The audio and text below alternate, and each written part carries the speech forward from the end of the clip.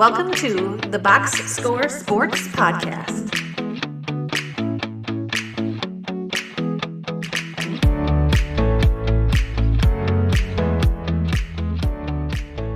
Okay, you ready to get depressed? I am. Okay, let's get depressed here for you, my man. Pacers eliminate the Bucks. They will advance to the next round. Giannis. I have like some takeaways from the series after the series is over. After watching this series. But let me just hand the floor to you. How are we feeling? What did we see in the last? That Gary Trent Jr. turnover was just egregious. But look, give me your takes. So it's hard to be mad at Gary Trent. Oh, I right. mean, It went between his legs, lost, but he lost the lollipop pass that was like, I mean, both of them. The first turnover he had, when he caught it, he should have just went to the hoop. Like he was running on the angle. He stopped trying to get foul. Just run it out. Then you lose the one. It's hard to get mad because the dude was a human flamethrower. correct. And was like Second best player. Just hitting insane shots. So part of you just feels bad for the dude that you played that kind of game. I think he played 48 minutes at that point.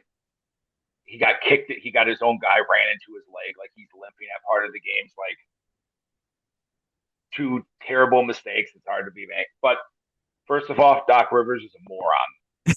And you wait to game 5 to start the lineup that you should have just went with in game 2. Or it's obvious. Like that's by far the Bucks' best lineup through the end of the season, even without Dame. And lo and behold, they get out 33-13 with that lineup. Unexplainable. Like, I was even mad when I saw the starting lineup. I was like, the heck with you, Doc. Like, now you're going to pull it out and be like, well, dude, we knew this was the lineup, which he kind of said after the game. Moron. I hope they fire you. They probably won't. But it's just ridiculous that you would wait to game 5 in a must win to pull out a lineup that even in this game they got tired. Looked great. Yeah, it's baffling, but he did the same thing in the bubble when he refused to bench Montrezl Harrell and not play him because Jokic, every time they put Montrezl Harrell out, Jokic just cooked him. And that's why they lost that series, is because partly it wasn't the only reason, but that was a big part of it. He just sticks with his guys. He just likes his veterans. He likes what he does throughout the regular season, and he has this hard time sticking with the guys. And that's the thing, is where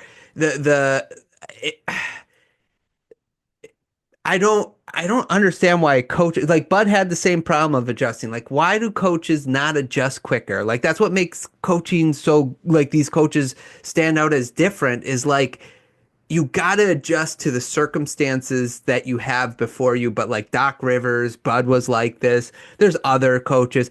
I don't understand it when the statistics, the facts, the stats, they all point to you got to do this. And they're like, no, I like Brook Lopez too much. He's been here. I respect him. He's like, you know what Brook Lopez would like? To win games. Like, I think he'd be okay to be like, hey, this series is just not for you. We need you when we play Jared Allen. We need you when we play Porzingis. We need you when we actually play teams where you have someone to card. But no, we got to start you here, which has just been rough for you to watch that. Yeah, and I mean, even like Jericho Sins came in, and he doesn't obviously isn't space the floor, but that dude can move his feet. Right, Like the right. Pacers couldn't really do much with him. Like, you should be able to watch that and be like, okay, just talk to Brook. Like, I know we tried you getting out on the floor, pressing up. Look, Brook Lopez has a lot of good things. Moving his feet and switching his hips to cover on defense ain't never been one of them. Correct. And at 36, 37, it doesn't get better. He's not Correct. getting quicker as each day goes by. So it just, I appreciate, like, Doc Rivers is like, has the human side of coaching down. Like, I think guys like him. Mm-hmm. But this series, it was similar with Bud.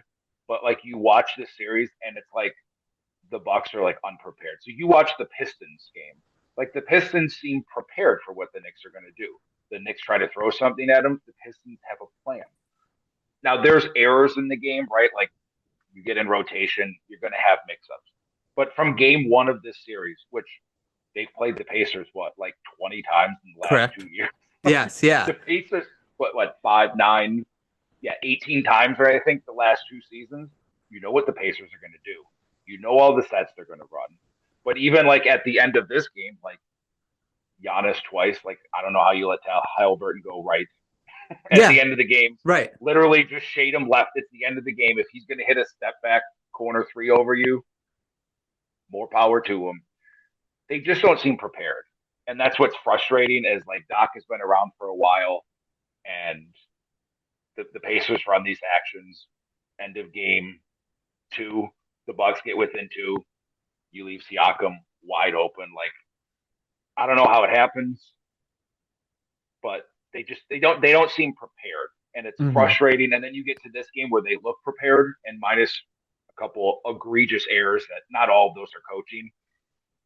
At the end of the game is unfathomable. Yeah, it's crazy. You are, but like, so the Bucks are relying on, though, if you think about it, for like Giannis, there's not a lot of like, I guess like stable veterans. You got Kuzma. I don't think he's a stable veteran. I don't look at Kevin Porter Jr. as a stable veteran. And then you got these young guys that are coming in. Lopez, he's kind of stable, but it's just not for this series. So really, it's kind of interesting because the Bucks roster, they didn't have like stability there. Like Gary Trent Jr. being your second best player in this series, that has to be a red flag for you. The other thing is like, so just looking at like like just the game thing, the Pacers scored over 115 points every single time in this series, every single game, which shows that you're not adjusting to what they do good. You're just not. If you're allowing that many points and you're not like, you would think as the series go on, you would kind of, it would go lower a little bit, fluctuate a bit, but 101 game 3 was the one game they won, and they held them to 101 points.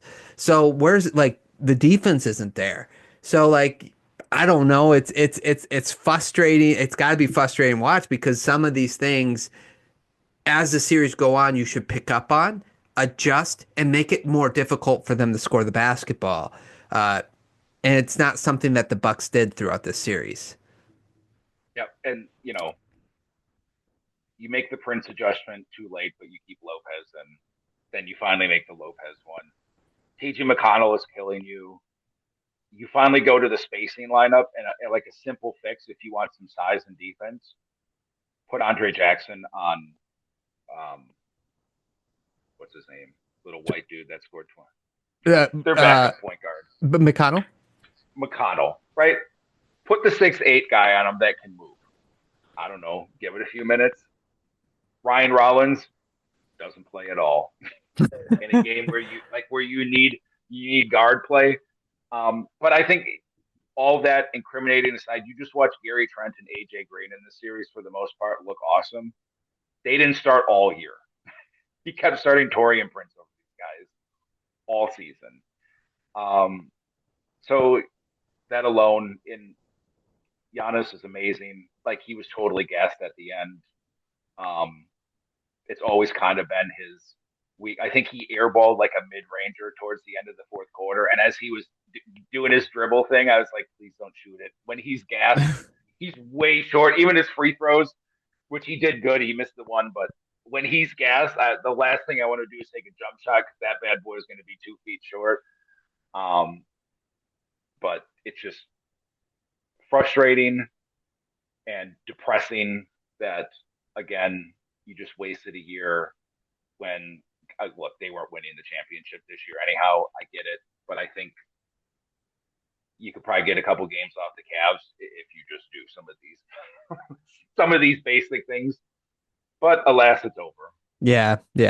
A couple quick takeaways just after the series. Giannis still a top 3 player. I don't think anybody would argue with that. His last game, 30, 20, and 13. His average in this series, 33 points, 16 rebounds, 7 assists, 1 block, 1 steal. And they only won 1 game with those numbers. blows my mind. I just can't fathom that. Damian Lillard, even when he was healthy, 22% from the field, 18% from three. I just think, and we'll talk about this when we do our series of what they're going to do moving forward.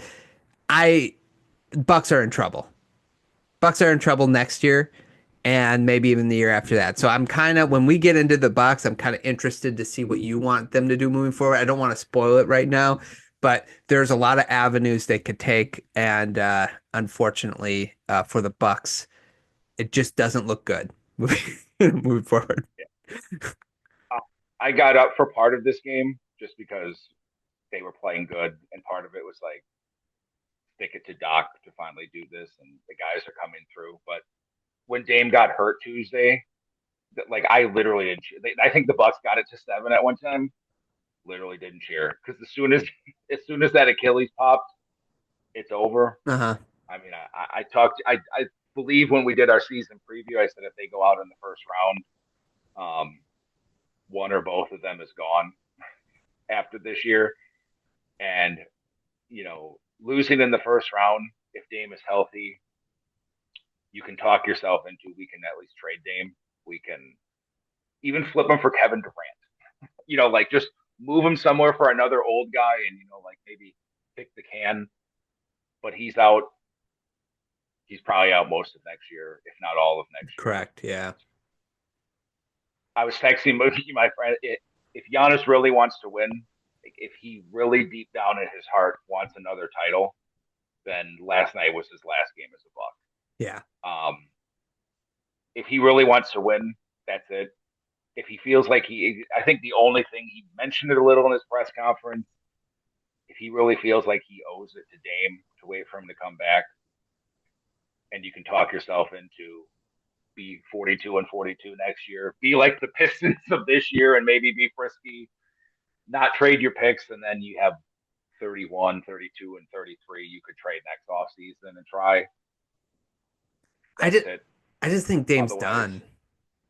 but I do too. But I just think like he's got 2 years left, 1 year and a player option. So if you get through next year, at least you can move him, probably dump him for nothing because it's Hmm. a player option and team might need to. But outside of that, I think the era died with Dame's Achilles in Game 4, Yeah. and if you feel like it, just go watch games from the last 7 years and cheer yourself up because Yeah. the We'll talk. '90s are back. Yeah. Yeah. The We'll talk. '90s Bucks basketball are back, baby. Yeah. We'll So talk. We'll talk about I want to give you the floor in a second about the just big picture last 7 years and stuff like that because that's something you want to talk about. But I do want to hit on the Pacers. A couple things. Halliburton continues to be a dynamic playmaker. Now this could be something like partly the defense as well, but he did average 12 assists. It seems like he could get where he wants on the court. He's still fast and shifty. That's something to note because the next series against the Cavs, that's something they're going to have to contain, and their guards is not their guards aren't known for defense. So it's going to be an interesting matchup, which we'll talk about that matchup in a second. So I want to give Halliburton his props. I also want to say shout out to Halliburton to call out his dad too with the thing that happened at the end of the game. I was happy that Halliburton was on Giannis's side. That was great. And then last thing, Siakam, a little underrated. I think he got overrated, but now he's kind of like underrated. 20 points. He averaged 20 points in this series, along with 55% shooting and 44% from three. He's always consistent. He's always good, and he's a good defender. So just wanted to throw that out there because I don't think he's been getting much love since he's been traded to the Pacers, which is probably because he was a little overrated when he was in Toronto. So I think he's kind of not getting the props he deserves for what he's doing with the Pacers, if that makes sense. yeah, the Pacers are a great example of know what you are and play to it. And Rick Yeah. Carlisle is really good at that. He knows they can't slow it down. Like it's not their strength with their size, their speed. Just go, make go. So I think that's good coaching. They're a good team. They're competitive, and again, they're similar to the Pistons. Like if you know what you're good at, do it, Yeah. and then keep doing it. Yeah. And it's really hard for a team if you're good at what you do and you just keep hammering over it, like you can stop it for stretches. And the Pacers look terrible in stretches to start this game, parts of game 3, the end of game 2. Like they're not like an all-time team, but there's only a few of those. Right, correct. But if you just stick to what you're good at, it comes through a majority of the time. And that's what you see in this series. They stuck to it. It looks bad in times, but if you keep going and going, in the end, you get more often than not, the results you want, especially against teams that are in your talent or skill range. Yeah, agreed. Tyrese Halliburton, most overrated player in the NBA, question mark. I mean, that's what was voted on, I guess. Do you feel that way? I feel like he's thought of like this offensive powerhouse, but he just like his shooting isn't always there. Like he's a dynamic playmaker. He gets to the basket. He can create for others, but like the last game he shot 2 for 10 from 3. Like he just not always on point, and I think that's why people say he's overrated, because he's kind of flaunted as this like next level point guard, where it's probably the one thing he needs to improve on is his shooting consistency. Yeah, I think he, as a whole, is a little overrated. He's still a really good player, and I think he gets that because he talks a lot. Sure. And when he talks, like it ebbs and flows, and I think it grates at players of like, you said nothing for forever. Right. And then when you did nothing but the team got back in, then you're like off the bench running your mouth, which fine. It doesn't really bother me, like the trash talking stuff. Like he would bother me the same as that, like another team that hates Bobby Portis. You're like, cool. You really start talking when you hit 4 threes in a row, like awesome. Who wouldn't? Right, sure. But you're awfully quiet when you get run by on defense. So I do think he's a little overrated, but to his credit, with Dame going out and the stuff with his dad in the game last night, like I was worried he was going to be an idiot about it, but he wasn't. So I'll give him credit for toning it down a little. Because I know there's a lot of stuff back and forth between these two teams. And sometimes you can just, really dig a hole for yourself. But to his credit, like I watched the press conferences, he took accountability. So. Yeah, that was nice. Okay. Give me your spiel. Thanks so much for watching this clip of the Box Score Sports Podcast. I hope you guys enjoyed. If you haven't yet, please subscribe to our channel. Follow us on Instagram and Twitter or X. And we'll talk to you guys real soon. See ya.